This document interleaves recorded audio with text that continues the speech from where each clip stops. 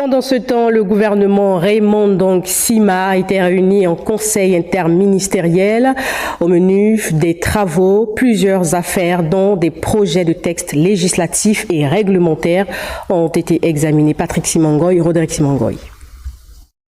Le Premier ministre chef du gouvernement de la transition, Raymond Sima, et ses ministres présents sur le territoire national ont eu plusieurs heures d'horloge pour examiner 27 affaires inscrites à l'ordre du jour de cette réunion interministérielle, dont 11 projets de décret et 3 projets de loi portant réorganisation de l'autorité de régulation du secteur de l'eau potable et de l'énergie électrique, organisation de la Direction générale du contenu local, de la Direction générale du travail, du Comité national de facilitation du transport aérien, les autres projets de textes législatifs et réglementaires examinés par le gouvernement de la transition ce jour fixaient les règles de fonctionnement du système statistique national, l'organisation et le fonctionnement du Conseil national de la statistique et les conditions et les règles relatives à l'implantation, à l'aménagement, au stockage, à l'exploitation des dépôts et entrepôts de produits semi-finis,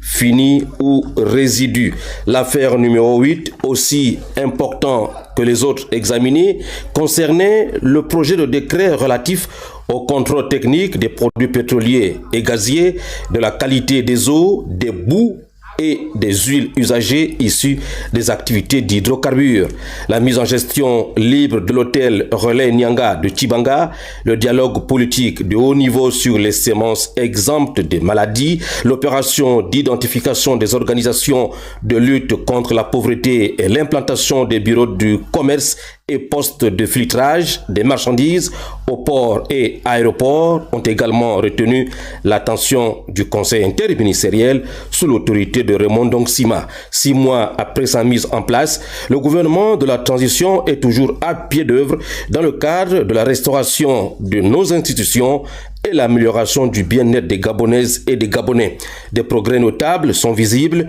Le dernier acte concret en date, c'est l'arrimage des pensions retraite au nouveau système de rémunération effectif depuis le 1er mars. En cours, il y a 5 jours à peine.